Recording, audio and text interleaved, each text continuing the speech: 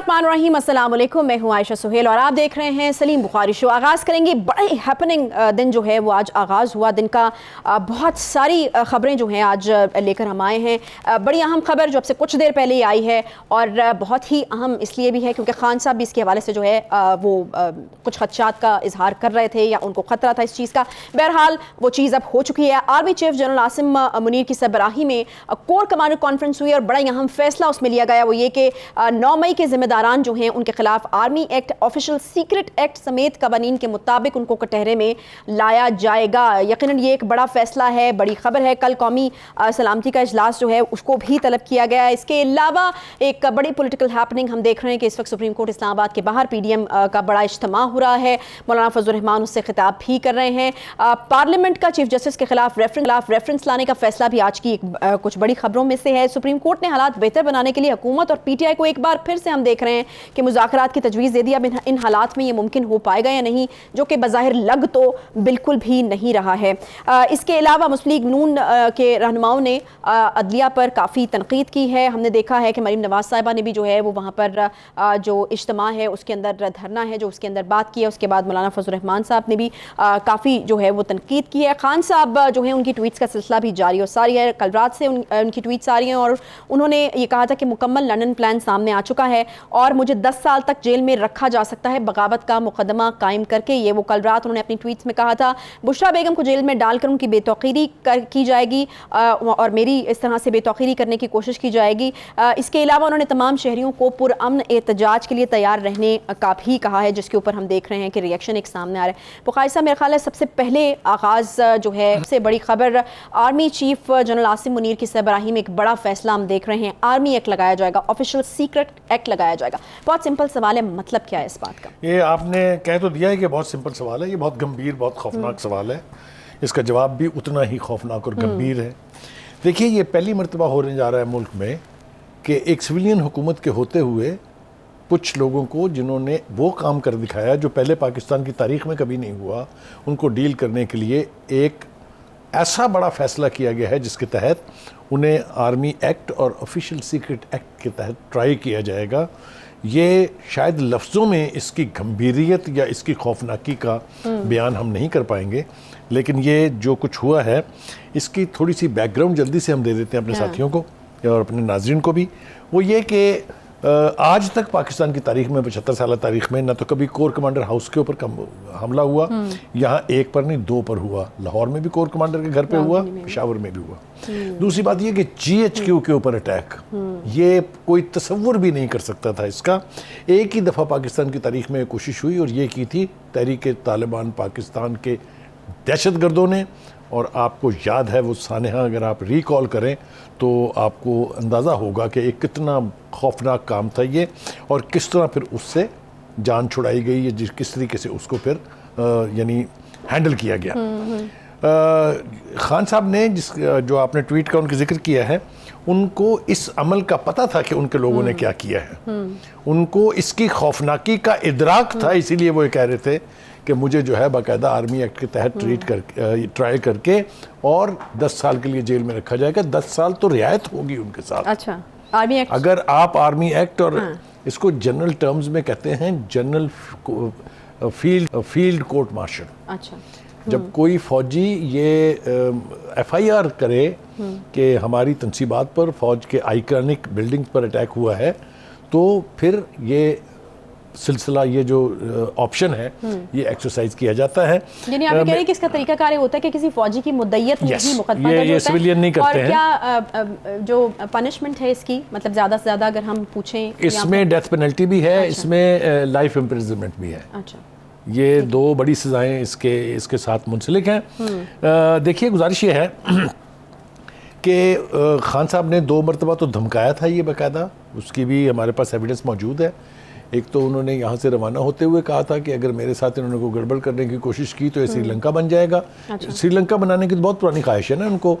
जब श्रीलंका का लफ्ज़ हम इस्तेमाल करते हैं तो उसके साथ मंजरनामा क्या सामने आता है कि फ़ौजी तनसीबात पर कब्ज़ा किया लोगों ने, फ़ौजी तनसीबात को आग लगाई, पार्लियामेंट की बिल्डिंग के ऊपर कब्जा हुआ, सुप्रीम कोर्ट की बिल्डिंग के ऊपर कब्जा हुआ। ये मंजरनामा वो बता रहे थे जो ह्यूमन आइज़ ने देखा टीवी स्क्रीन के ऊपर चलते हुए।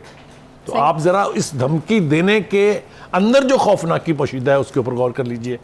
फिर उन्होंने जब दोबारा वो इस्लामाबाद हाई कोर्ट से उनको रिहाई का परवाना मिला तो वहाँ भी उन्होंने हामिद खान से ये कहा कि अगर इन्होंने मुझे दोबारा हाथ लगाया तो फिर वही कुछ होगा। यानी उनको इसके ऊपर ना पछतावा था।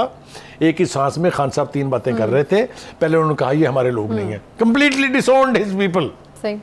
फिर दूसरे ये कहा कि ये दहशतगर्द है, और तीसरी बार वो हामिद खान से कह रहे हैं कि अगर मुझे इन्होंने हाथ लगाया फिर यही होगा। सही। आप जरा अंदाजा कीजिए कितना कंफ्यूज्ड माइंड है कि वो एक तरफ अपने ही लोगों को डिसोन कर रहे हैं, जिन्होंने फौज की तंसीबात को आग लगाई, जिन्होंने क्या खिलवाड़ किया है कोर कमांडर हाउस में घुस के। मेरा नहीं ख्याल कि खुदा हमें जिंदा रखे दूसरी दफा इस किस्म का तमाशा देखने के लिए। एक सही। खान साहब भी कहते हैं बुखारी साहब के without any investigation into who was responsible for arson on government buildings और dozens of deaths of unarmed protesters by bullet wounds, around 7,000 PTI workers, leadership and our women have been jailed without plan to ban with the plans to ban the largest and only federal party in Pakistan. I condemned this statement. This tweet I condemned in totality. अच्छा। इसलिए कि कोई हवा में बात नहीं है, ये सब कुछ ग्राउंड पे हुआ है, ये सब कुछ टीवी के कैमरों ने प्रिजर्व किया है। ये इस पीटीआई के लीडर्स, ये आज जो यास्मीन राशिद साहिबा को अचानक चेस्ट इन्फेक्शन हो गई है, ये किस तरह एक जिप्स्टर के ऊपर बैठ के तशरीफ ला रही थी और किस तरह गाइड कर रही थी लोगों को कि कोर कमांडर हाउस पहुंचे। शर्म आनी चाहिए इन लीडर्स को कि एक रात पहले वो क्या कर रहे थे और अगले दिन उनको चेस्ट इन्फेक्शन हो गई, अस्पताल चले गए। जान छुटनी नहीं है किसी की। मैं आपको बता रहा हूँ कि हर एक का एक्ट उसके साथ चलेगा। दूसरी बात देखिए, इत्ज़ाज़ हसन साहब पर भी मुझे आज काफ़ी दिल कर रहा है कि उनसे सवाल पूछा जाए। उन्होंने अभी कहा कि जो ड्रामा लगा हुआ है जिसके ऊपर हम बात करेंगे इस्लामाबाद में, ये इन्हें शर्म आनी चाहिए, ये गैर आइनी है, गैर कानूनी है कि वो चीफ जस्टिस का इस्तीफ़ा तलब कर रहे हैं। तो ये इत्ज़ाज़ हसन साहब की ज़बान गुंग हो गई थी उस वक्त जब इमरान खान और उनके सारे हवारी इस्तीफ़ा मांग रहे थे चीफ ऑफ आर्मी स्टाफ का। उस वक्त किसी को नहीं सूझी जब नाम ले के लोगों को, किसी को डर्टी हैरी और किसी को क्या क्या कुछ कहा गया। कहाँ गई थी गैरत उस वक्त मिली? किसी ने चैलेंज किया? तो ये प्लान्ड किस्म की ये ऑनस्लॉट था ऑन पाकिस्तान आर्मी। आप याद कीजिए कि इनके ऊपर इल्ज़ामात क्या हैं। इनके ऊपर इल्ज़ामात ये हैं कि जनरल बाजवा को बुनियाद बनाकर इन्होंने फ़ौज की वो ऐसी तैसी की, फ़ौज की वो ज़िल्लत का बायस ये बने कि हिंदुस्तान के टीवी चैनल्स के ऊपर चलने वाले प्रोग्राम सुन के देखिए, वो कहते हैं 75 साल में जो हमारी सेना, जो दुनिया की सबसे बड़ी फ़ौज है, वो कुछ नहीं कर सकी पाकिस्तान की मुसल्लह अफवाज के साथ जो इमरान खान ने इतने मुख्तर अरसे में कर दिखाया है। आपने नहीं सुने वो प्रोग्राम? सही। ठीक है, मैं कहना ये चाह रहा हूँ कि वो फोर्स जो आपकी मुल्क की सलामती की जिम्मेदार है। मैंने पहले भी कहा था, मैं दोबारा रिपीट कर रहा हूँ कि जो ओरिजिनल 1973 का कॉन्स्टिट्यूशन था, उसके प्रियम्बल के आर्टिकल 3 में लिखा है कि मुसल्लह अफवाज पाकिस्तान की आइडियोलॉजिकल बाउंड्रीज और टेरिटोरियल इंटेग्रिटी की जामन है, कस्टोडियन है, ये लफ्ज़ लिखा हुआ। और जो भी इनको डिसरिस्प्यूट में लाएगा, यानी जो भी इनकी तजलील या जिल्लत का बायस बनेगा, he will be guilty of article 6 for high treason. आप मुझे ये बताइए, ये हमें ये कोर्ट तो सुना देते हैं कायदे आज़म का कि सिविलियन ब्यूरोक्रेसी और फौज जो है ये अवाम के खादम है, वो तो अपनी खिदमत का किरदार निभा रहे हैं। वो बॉर्डरों पर जागते हैं, अपनी जानें देते हैं, सीनों पे गोलियां खाते हैं, तो हम चैन की नींद सोते हैं ना। ये इनाम है उनका। ठीक, और मिलिट्री डिक्टेटर्स भी रहे, मिलिट्री ताले आजमा रहे, वो सब कुछ अपनी जगह है। कभी किसी सेन माइंड ने उसको एंडोर्स नहीं किया कि वो बहुत अच्छा एक्ट था। लेकिन फौज को एज एन इंस्टीट्यूशन अंदर बैठ के बाहर से डिवाइड करना, जो गलती की है खान साहब ने, वो ये है कि उन्हें ये इदराक ही नहीं था कि ये जो आर्मी चीफ होता है, ये जो मिलिट्री कमांड का जो मामला है, ये कितना संगीन और कितना भारी भरकम होता है कि इसका बोझ उठाना मुश्किल हो जाता है। सही। उन्होंने ये भी अंदाजा गलत लगाया। अब हो गए, हो जाएगा। पीछे जो अभी नहीं हुआ, अभी नहीं हुआ। मैसेजेस उन्होंने दिए इस्लामाबाद हाई कोर्ट से निकलते हुए कि मैं नहीं कुछ करूंगा, जनरल आसिफ मुनीर साहब को उन्होंने मैसेजेस दिए एक इंटरनेशनल मीडिया को इंटरव्यू देते हुए, तो हो गया। देखिए, अब तो ऐसा अंदाजा होगा उनको कि इनकी नस्लें याद रखेंगी। अभी तो इब्तदाए इश्क है, रोता है क्या, आगे आगे देखिए होता है क्या। यहीं से शुरू करते हैं बुखारी साहब, एक छोटा सा मुझे ब्रेक लेना है, ब्रेक के बाद वापस आते हैं साथ में।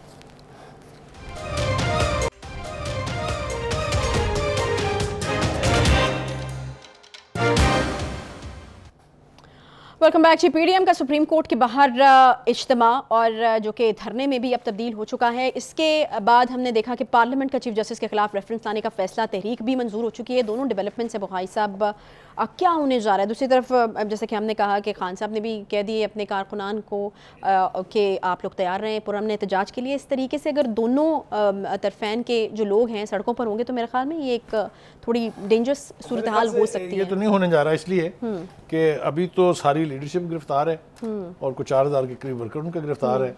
तो अब तो उनके वर्कर घर से बाहर निकलते हुए कुछ 4-5 दफ़ा सोचेंगे, एक दो दफ़ा नहीं है। लगता है कि तो अभी तो ये सूरत हाल नहीं होने जा रही कि फेस टू फेस एक दूसरे के खिलाफ आएंगे।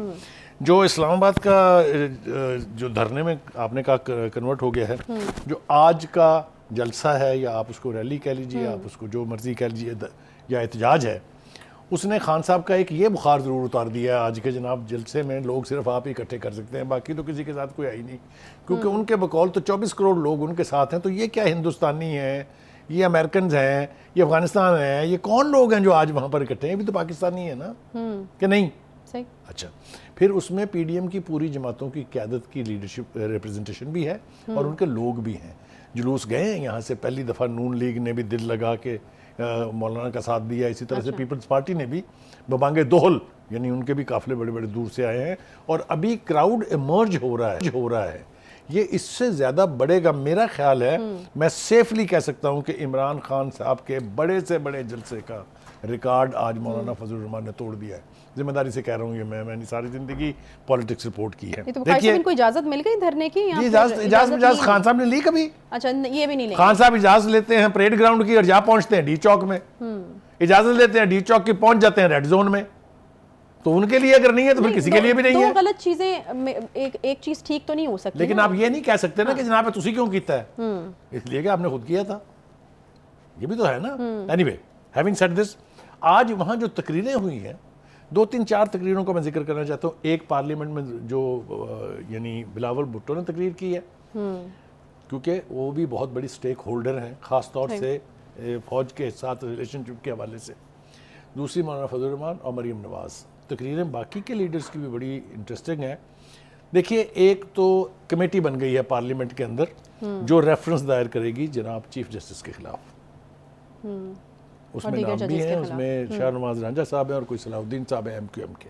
अच्छा। वो उसके जो है टर्म्स ऑफ रेफरेंस वगैरह सारा कुछ वो बनाएंगे और उसका ड्राफ्ट तैयार करेंगे रेफरेंस का। दूसरा थ्रेड बाहर है कि इस वक्त सुप्रीम कोर्ट के बाहर जो ये अजीम शान इज्तिमा है लोगों का, उसमें मुतालबा किया जा रहा है कि भाई साहब इस्तीफ़ा दें। आप इस्तीफ़ा दें। क्यों? इसलिए कि आपने एक लाडले को इस हद तक पहुंचा दिया है कि आप अब जज नहीं रहे हैं, बल्कि आप उनकी पार्टी के रुकन बन गए और उनको चैलेंज किया जा रहा है कि ये आप अपना ओहदा छोड़ें, PTI ज्वाइन करें और फिर सियासत के मज़े लें। ऐसी ऐसी बातें की गई हैं जो हमने आला अदलिया के बारे में पहले कभी नहीं सुनी। और इसकी वजह क्या है? वो है जजेस का कंडक्ट। सबसे बड़ा जो नुकसान बंदयाल साहब ने अपना किया और सुप्रीम कोर्ट का किया, वो ये था कि इस हाउस को डिवाइड होने दिया अपनी हरकत की वजह से। हरकत क्या है कि अगर 50 मुकदमे लगते हैं तो उनमें से 49 में से एक ही किस्म के 5 जस्टिस का पैनल बनता है, एक ही तरह के एक ही शख्स के हक में फैसले आते हैं। तो मुझे आप बताइए कि अगर 15-16 के हाउस में से 8-7 की स्प्लिट है तो आप इसको कैसे सुप्रीम कोर्ट कहेंगे? हमने कभी पहले सुना था इससे कि जो सुप्रीम कोर्ट है उसमें जजों की डिवीजन इस तरह की है? ये 60-70 भी नहीं है, ये 49-51 है। एक बंदे का फ़र्क है, 7 वो हैं, 8 ये हैं, चीफ जस्टिस समेत। तो बाहर खड़ी हुई जो तकरीरें हैं बहुत हॉस्टाइल हैं। ऐसी तकरीरें हमने पहले कभी नहीं सुनी हैं और इसकी वजह सुप्रीम कोर्ट के चीफ जस्टिस और उनके 4-5 साथियों का वो रवैया है जिसमें उन्होंने ऐसे लफ्ज़ कोर्ट अनकोर्ट में कह रहा हूँ फैसले दिए हैं जिनकी ना अदालती नज़ीर है कोई और ना आइंदा कोई नज़ीर के तौर पे उन फैसलों को इस्तेमाल करेगा। सही। अच्छा, अब बुखारी साहब, ये पीडीएम का धरना तो अब तय तो मेरे ख्याल में यही पाया है कि जब तक इस्तीफ़ा नहीं आता तब तक जो है वो धरना दिया जाएगा। दूसरी तरफ हमने देखा कि वो केस जो है उसकी समाअत, जो पंजाब में इलेक्शन का केस है, उसकी समाअत अगले हफ्ते यानी मंगल तक के लिए जो है वो आगे बढ़ाई गई है। तो देखिए, तब तक मौका मिलेगा, टाइम होगा, या आपको लगता है कि अब आगे आने वाले कुछ दिनों में चीज़ें शायद बहुत फास्ट ट्रैक पे चली जाएं और जो है शायद... आपने बहुत सही सिमत में इशारा किया है। मैं ईमानदारी से समझता हूँ कि चीफ जस्टिस साहब ने आज बहुत समझदारी से, बहुत यानी क्या कहना चाहिए, भांपते हुए हालात को भांपते हुए, मैं उस जिस लफ्ज़ की तलाश में हूँ वो ये कि विजडम का मुजाहरा करते हुए, सेगैसिटी का मुजाहरा करते हुए, आज जो तवक्को की जा रही थी कि शायद वो आएंगे, आके पूरी काबीना को उड़ा देंगे, प्राइम मिनिस्टर को डिस्क्वालीफाई कर देंगे, ये कर देंगे, वो कर देंगे, उसकी बजाय उन्होंने आज दोनों पार्टियों को कहा है कि ये सियासी मसला है, इसे आप दोनों अतराफ बैठ के आपस में तय कर लें, और इसके लिए 8 दिन का टाइम दिया है। अली ज़फ़र साहब ने बीच में से टोकने की कोशिश की कि जी नहीं, आप 2 दिन का टाइम दे दें, तो फिर चीफ जस्टिस को उन्हें कहना पड़ा आप बाहर देख रहे हैं क्या हो रहा है। उनका इशारा सिर्फ आज के जलसे की तरफ नहीं था, बल्कि उन 4 दिनों की तरफ भी था जो मई 9 को शुरू हुआ था, जो सब कुछ ऐसे रिमार्क्स बुखारी साहब उनके हैं जो कि मेरे ख्याल में, जो आपने कहा कि विजडम के साथ फैसला किया है, उन्होंने कहा कि अदालत ने सिर्फ आइनी हालात भी देखना होता है। फिर उन्होंने ये भी कहा कि जब जंगी हालात हो तो कानून खामोश हो जाता है। तो इस तरह की कुछ चीज़ें कही गई हैं। मुझे ये बताइएगा कि अब मुझे तो नहीं लगता कि शायद चीफ जस्टिस साहब तो पहले भी ये मशवरा दे चुके हैं कि दोनों जो हैं तरफ के लोग बैठें, बात करें। अभी जो क्रैकडाउन हम देख रहे हैं पीटीआई की लीडरशिप के ऊपर, उन हालात में आपको लगता है कि ये प्रैक्टिकली पॉसिबल है, ये जो मशवरा दिया गया है चीफ जस्टिस? देखिए, गुजारिश ये है, मेरा ज़ाती ख्याल ये है कि अब पीडीएम की क़यादत ये कहेगी कि हम दहशत गर्दों के साथ मुज़ाकरात नहीं कर सकते, इसलिए कि जो कुछ हुआ है उसके पस मंज़र में उनके पास ये कहने के लिए जवाज़ मौजूद है।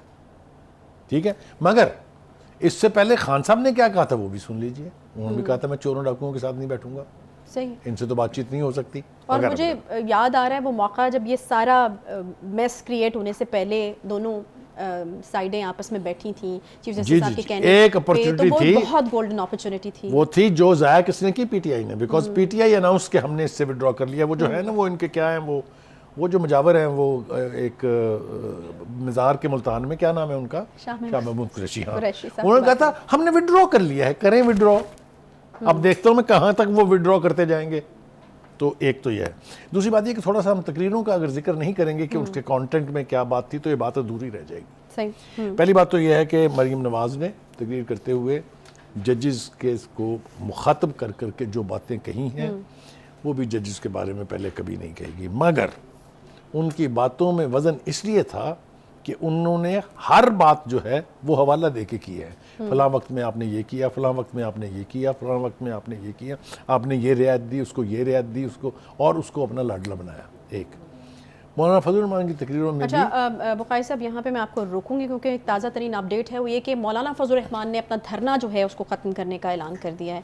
अब इसके पीछे क्या वजूहात हैं, यकीनन डिटेल्स कुछ देर में। बहुत सेन फैसला है, वो कह रहे हैं कि ज़रूरत पड़ी तो दोबारा आएंगे। ये सेन फैसला है, इसकी तारीफ़ की जानी चाहिए। अच्छा। इसलिए कि अगर ये सूरत हाल बरकरार रहती तो ना तो सुप्रीम कोर्ट की ग्रेस बचनी थी, ना ही इनके पास वापसी का कोई रास्ता रहना था। सही। तो मैं समझता हूँ कि it's a very sane decision, इसकी तारीफ की जानी चाहिए कि एक अनटूवर्ड सिचुएशन के इमर्ज होने को करते हुए उन्होंने ये बहुत वाइज फैसला किया। हम कर रहे थे बात उनकी तकरीरों की। उनका कहना ये था कि एक ऐसा शख्स जो ना कानून की पासदारी करता है, ना आइन की बातों को मानता है, उसको आपने इतना लाडला बना लिया। और उन्होंने हवाले दिए कि आखिरी दफ़ा जब सुप्रीम कोर्ट ने उसको रिलीफ दिया है, जिस तरीके से उनको उनकी बेगम को रिलीफ दिया गया है, जिस तरीके से एक एक दिन में उनकी ज़मानतें हुई हैं, तो दोनों ही बड़े लीडरों ने, यानी फजल रहमान साहब ने भी और मरीम नवाज़ ने भी, हवाले दे दे के क्रिटिसाइज़ किया है सुप्रीम कोर्ट को, सुप्रीम कोर्ट के आधे जजेस को, इंक्लूडिंग द चीफ जस्टिस। तो वो मेरे ख्याल से उसको आप इग्नोर भी नहीं कर सकते, लेकिन उसको आपको एंडोर्स करने के लिए भी बड़ी हिम्मत की ज़रूरत है। हम नहीं चाहते कि आइंदा कभी सुप्रीम कोर्ट के चीफ जस्टिस के बारे में इस तरह की ज़बान इस्तेमाल की जाए, मगर हम आइंदा के चीफ जस्टिस से भी ये तवक्को नहीं रखते कि वो लाडलेपन में इतने आगे चले जाएं कि ना उनको अदालती प्रेसिडेंट्स का कोई ख्याल रहे, ना आइन के शिकों का कोई ख्याल रहे, अपनी मर्जी से वो जो चाहे। उन्होंने इतने ट्रेसपासेस किए हैं। इलेक्शन कमीशन इंडिपेंडेंट इंस्टीट्यूशन है, आइनी इंस्टीट्यूशन है, कॉन्स्टिट्यूशन, उसको उसका भुरकस निकाल दिया। उसको इस किस्म की जबान और लहजा इस्तेमाल किया गया जो सुप्रीम कोर्ट का काम नहीं था। And Supreme Court did it only to please their लाडला कॉल्ड इमरान खान। ये सूरत हाल बिल्कुल वाज़ेह थी, इसलिए ये क्रिटिसिज्म दांतों के नीचे ज़बान लेके चीफ जस्टिस साहब को बर्दाश्त करना पड़ेगा। तो ये है सूरत हाल आज की कि तकारीर अपनी जगह, लेकिन सूरत हाल अवॉइड हो गई है, बहुत अनफॉर्चुनेट हो सकती थी। जैसा कि आपने खान साहब से कहा कि तैयार रहने का हुक्म उन्होंने भी दे दिया है, तो एक क्लैश की सूरत हाल जो है वो अवॉइड हो जाएगी इससे। कौमी सलामती कमेटी का इजलास भी कल बुलाया गया है। ये this is again very important. हमने शुरू में बात की थी कि जो आर्मी का एक्ट जो है उसके तहत जो ट्रायल होने वाले हैं उस हवाले से भी, और हुकूमत इस वक्त जो सबसे अच्छा काम कर रही है वो ये है कि खान साहब की तरह बजाय उनके खिलाफ पार्टी बनने के, उनको एक पेज पे लेके तमाम फैसले किए जा रहे हैं। और यही वजह है कि हुकूमत के फैसलों की रेजिस्टेंस नहीं है किसी सतह पर भी। तो कल का जो इजलास है वो मेरे ख्याल से ये इसी हवाले से इत्मीनान में लिया जाएगा। ऑब्वियसली एक स्ट्रेटजी बनाई जाएगी कि अब इस सूरत हाल को कैसे डील करना है। मेरा ख्याल ये है कि खान साहब ने, अगेन मैं ये कहूँगा कि ये खान साहब का अकेले कसूर नहीं है। खान साहब की जो इर्द गिर्द जो विशद सर्कल है, मैं जानबूझ के लफ्ज़ इस्तेमाल कर रहा हूँ, उन्होंने उनको उल्टी सीधी पट्टियाँ पढ़ा के उनसे वो कुछ करवाया है जो शायद खान साहब नहीं करना चाहते थे। गाय साहब, अब वो विशद सर्कल जिसकी आप बात करते हैं आजकल सारे अंदर हैं। आप कोई सैनिटी नजर आएगी कोई? आप देख लेना, कोई ऐसा बयान नहीं आया जिसको आप कहेंगे एक अनदर तबाहकुन बयान है। बड़े सेफ तरीके से उन्होंने कहा कि मैं अपने वर्कर से कह रहा हूँ कि भी तैयारी रखें। अच्छा। इतना कुछ तो कहने की कहा। अच्छा, यानी अब वो बाहर हैं, अकेले हैं, तो सेम बयान आ रहे हैं। यहाँ पर एक छोटे से ब्रेक का वक्त हुआ जी, ब्रेक लेते हैं, वापस आएंगे, साथ रहिए।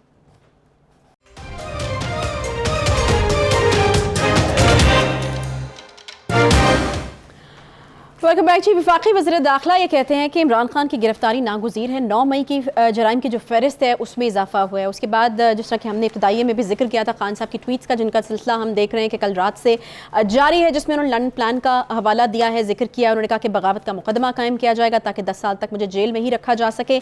इसके अलावा बुशरा बेगम को जेल में डालकर उनकी बेतौकीरी करने की कोशिश जो है वो भी की जाएगी। ये बुखारी साहब, अभी जो कोर कमांडर्स कॉन्फ्रेंस में जो चीज़ें तय हुई हैं, ये तमाम इशारे उसी तरफ थे।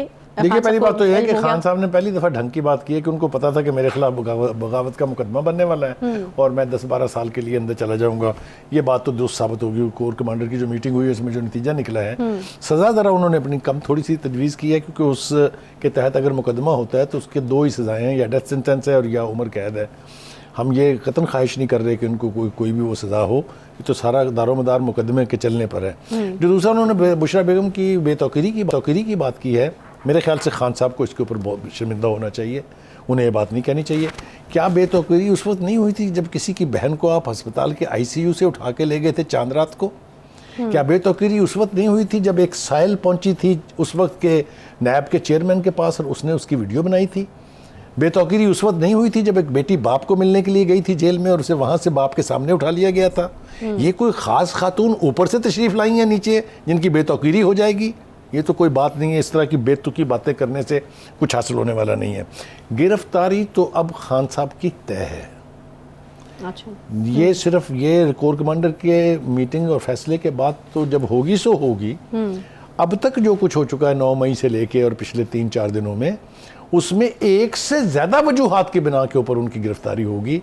क्योंकि जो कोर कमांडर का घर जलाया गया, जो GHQ के ऊपर हमला हुआ, जो मियाँ वाली की एयरबेस में दाखिल होकर जहाज़ जलाया, जो हमारे आइकॉनिक लोग थे जिनमें कर्नल शेर खान जैसे का मुजस्समा जो है तोड़ा, उसकी तस्वीर को फाड़ा, उसके ऊपर जूतियाँ बरसाई, इन सब कुछ के उकसाने वाला कोई तो पीछे है ना। अभी तो ये लीड भी उनके घर तक पहुँचेगी और बिल्कुल पहुँचेगी। तो ये कहना कि अब उनकी गिरफ्तारी नहीं होगी, ये तो मेरे ख्याल से बिल्कुल हवन्नकों वाली बात है, बेमानी बात है। गिरफ्तारी तो होगी, लेकिन मैंने जैसा कहा कि एक मुकदमे में नहीं होगी। आपने देखा कि इस वक्त तक इन गिरफ्तारियों का या जो क्रैकडाउन हुआ है उसका नतीजा क्या निकला है? एक तो ये कि इस्लामाबाद हाई कोर्ट से लेके और अब तक उन्होंने डिसोन कर दिया कि तो हमारे लोग ही नहीं थे। मेरे ख्याल से डूब मरना चाहिए उन तमाम वर्कर्स को और उन तमाम पीटीआई के लीडरान्स को जिसको एक सेकंड नहीं लगाया मौसूफ ने डिसोन करते हुए। जब वो ये कहते हैं कि हमारे लोग नहीं थे तो उसका मतलब ये कि जितने दहशतगर्द थे, जितने लोग थे, ये सब दहशतगर्द हैं। यही कहा ना उन्होंने। जब आप ये कहते हैं कि मेरे तो नहीं है वो, तो फिर कोर कमांडर के घर को आग लगाने वाला कौन है? बोलते रहे ना। तो ये अपनी तरफ से उन्होंने खुद ऐलान कर दिया कि भाई ये जिन्होंने भी ये कार्रवाई की है सारे दहशतगर्द थे। और आप देखें अजीबोगरीब किस्म की बातें सामने आ रही हैं। कुछ बातें तो ये सामने आ रही कि 70 के करीब उसमें गैर मुल्की लोग थे जिनकी गिरफ्तारी अभी अमल में आनी है। आप समझ रही हैं मेरी बात के? अच्छा। नहीं। और 4000 के करीब लोग पकड़े गए हैं एविडेंस की बुनियाद पे। उनमें एक गिरफ्तारी ऐसी नहीं है जिसको आप जस्टिफाई नहीं कर सकते। तस्वीरें अखबारों में छप चुकी हैं, वीडियो मौजूद हैं उनकी, जियो फाइनेंसिंग करके उनके घरों के पते लगाए गए हैं, उनको घरों से उठाया गया है। तो ये पहली दफ़ा है कि हुकूमत ने और अब तो फौज ने भी जेन्युइन क्रैकडाउन का फैसला किया है। और इसके नतीजे में जो कुछ भी लोगों के साथ होगा दोबारा हमारी जनरेशन में कोई ये जुर्रत करने नहीं जा रहा, ये मैं आपको वसूख से कह सकता हूँ।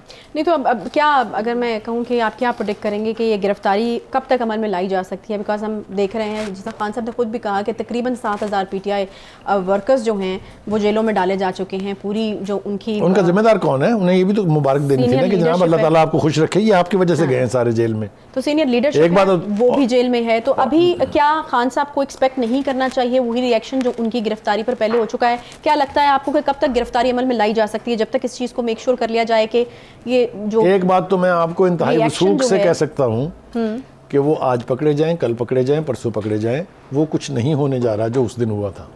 अच्छा, right it down, this is what Salim Bukhari is saying with absolute authority. एक बात। दूसरी बात यह कि आपने कहा कितनी देर लगेगी उनकी गिरफ्तारी में, तो जब हम कोर कमांडर के फैसले को ज़रा थोड़ा सा गौर से देखने की कोशिश करते हैं। हम बात कर रहे थे ब्रेक के अंदर, पीजे मीर साहब भी बैठे हुए थे, इफ्तिखार साहब भी बैठे हुए थे। हम पुराने पापी लोग हैं ना जिन्होंने बड़ी अरसे से 30-30 साल, 40-40 साल, 50-50 साल गुजारे हैं जर्नलिज्म में। हमें पता है इसकी खौफनाकी क्या है। ये जो बच्चे जो चूचे हैं ना जो साथ इनके निकल के इन्होंने जो सब कुछ किया है, उन्हें शायद पता नहीं है कि इसका मतलब क्या है। मगर वो कहते हैं ना, लग पता जाएगा आने वाले दिनों में। और जब फौज किसी किस्म के ट्रायल का आगाज़ करती है तो उसमें गिरफ्तारी के लिए ना तो सियासी सूझबूझ की ज़रूरत होती है, ना ये डर होता है कि अगर हमने ये किया तो कोई क्या करेगा। डरते बरते वो नहीं है। इसलिए खान साहब ने अपने साथ भी जुल्म किया है, अपनी पार्टी के साथ भी जुल्म किया है, पाकिस्तान की सियासत के साथ जुल्म किया है।